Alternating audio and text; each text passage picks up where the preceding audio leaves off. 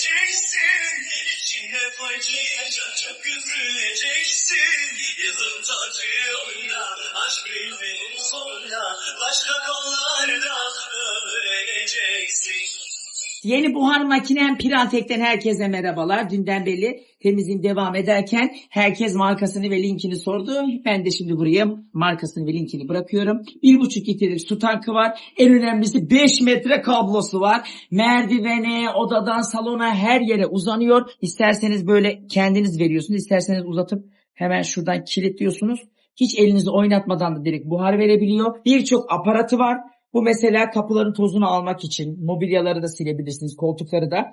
Pirantek'in yüksek buharı sayesinde akrabalardan kurtulmayı ben de isterdim tabii ki ama henüz onun için bir çözüm bulunamadı. Ama mikroplardan kurtulabiliyorsunuz. Hem de %99.9'unu deterjansız yok ediyor. Özellikle astım hastaları deterjan kokusuna gelemeyenler için efsane bir temizlik ürünü. 35-40 dakika boyunca kesintisiz buhar veriyor. 5 metrelik kablosu var. 1,5 litrede su tankı var. Ve portatif, en önemlisi 5 metre kablosu. Her yere uzatabiliyorsunuz.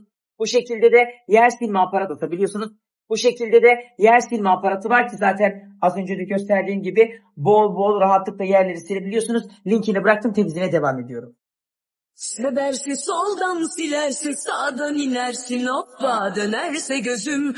Daha bunlar ne ki göreceklerinin yanından ancak alır ön sözüm. Severse soldan silerse sağdan iner. Oklavaların tıkırdadığı, toz bezlerinin gıcırdadığı, ekranların en lezzetli temizliği yarışması Kadir Ezildi ile Marat Bey'in de yepyeni bir haftayla karşınızdayız. Sakın kaçırmayın. Herkes ekran başına. Haydi buyurun.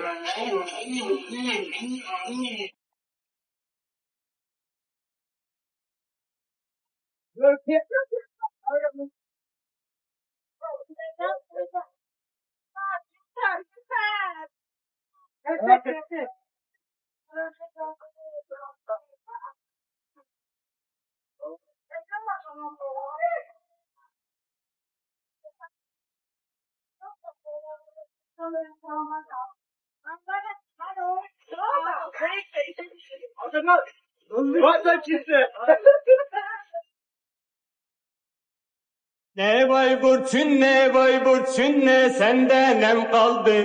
Çün ne vay Burçin ne vay Burçin ne sende nem kaldı. Hasan kal ağzında yavrum ceketim kaldı.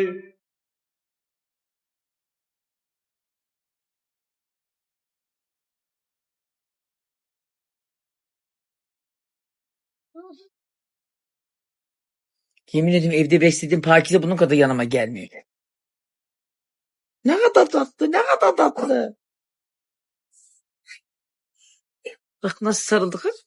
Ama ben seni eve alamam, hiç kusura bakma. Çünkü Pakize de aynı böyleydi, sonra eve aldım. Oo, yesinler seni. Bak bak, niye anne Pakize de yavruyken böyleydi ya, geliyor. Tırnakları mesela.